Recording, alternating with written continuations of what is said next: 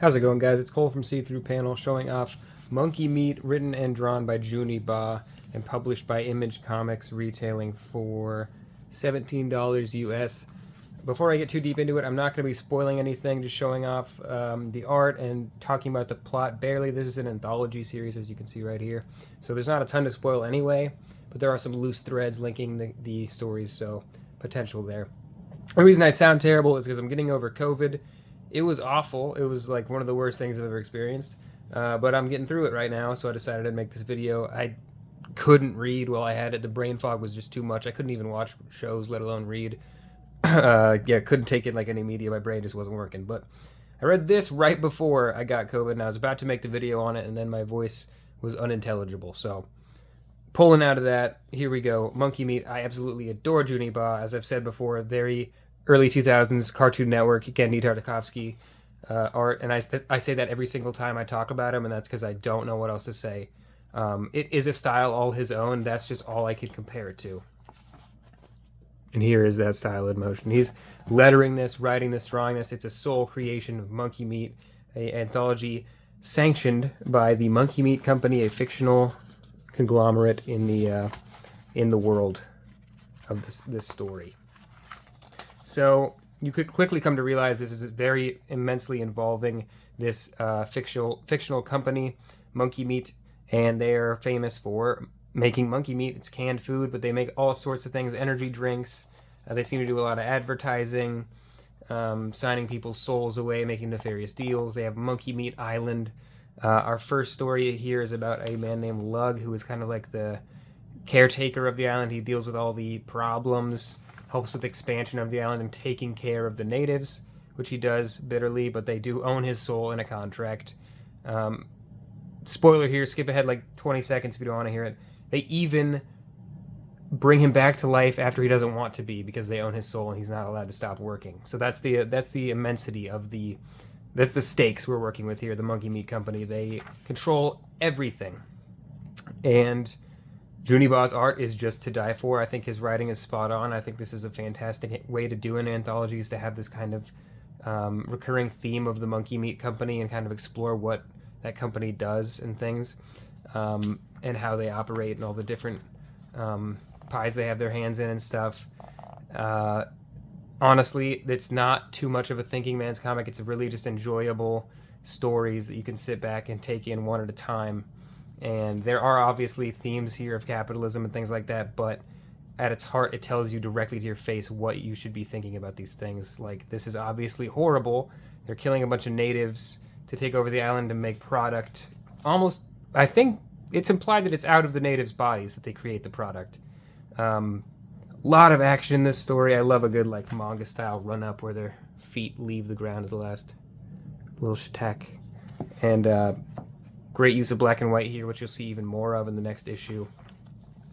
Let's actually get to the next issue. I don't want to spoil too much of the end here. Next issue, manga-inspired, extremely manga-inspired, black and white color palette with some yellow, flashes of color here and there, I believe, but not much. Very Naruto-inspired here. Our main character draws manga. He's a kid, but he gets a job working at the Monkey Meat Company because he has to. And eventually, on this island, he drinks soul juice, and there is an evil god, a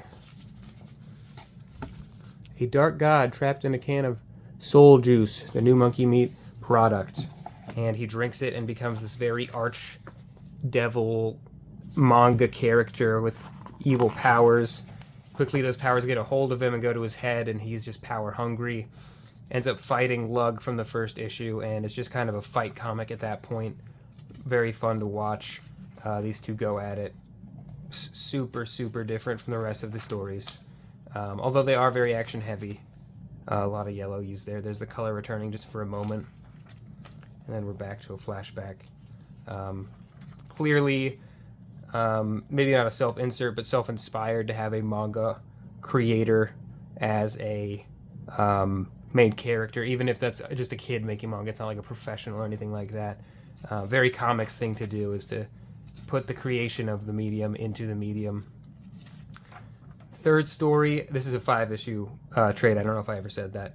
Third story is more of a Fable. You get these beautiful kind of like layouts with the panel borders being detailed. I love the design of this guy's mask that you see through his hood. Very electronic, very bee-like to me. The cover here is a troll under the bridge. Very Fable-esque to me. Guy is working as a courier on Monkey Meat Island. Has to cross a bridge that's been enchanted to never be crossed. Also, there's a troll underneath it to protect it just in case. So he's got to overcome those odds. Trolls just use so much ink. I love the look of him. And his facial expressions are like, that's spooky right there. That's really cool. Facial expressions on the troll are just used super well. Right here, spinny eyes. This one's just a lot of fun, I think, and it's also very heartwarming. I love the troll speak. You'll never cross my bridge. And here's that mask. Juni Ba's sense of design is also super unique. His storytelling is really fun too, like him throwing the seer. He casts a little defense spell, which you get just by him tapping his wand on the box, and then a shield popping up, almost like a video game icon shield, like a half and half. And he throws a rock at it and it bounces right off without hurting it, so you know, right there, the shield spell worked. He uses these lettering things to show what spells. Like this is he's duplicating himself here as these other projections come off of him. Fun little design choices there. And yeah, great layout on that page. Really one of the most fun. It's also pretty fighty. There's a lot of action in all of them, I won't lie. They're all kind of fighty. Very heartwarming tale on that one. The fourth issue is the one that I think is hardest to pin down. A bit of a revenge story, bit of duplicity happening.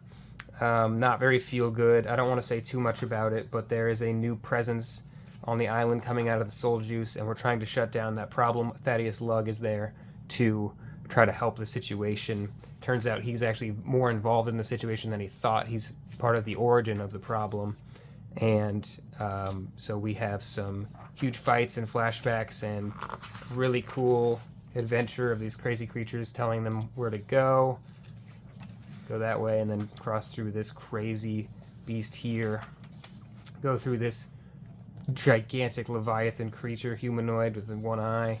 The giant mermaid will fall in love with you and tell you where to go. And then a forest of little mushrooms. But, oh, that's so sad. Yeah, and he's tiny, so it's even sadder. Yeah, this story is a little harder to pin down, but definitely one of the more affecting, I think, of the book. The final story is like an end of all things, post-apocalyptic almost.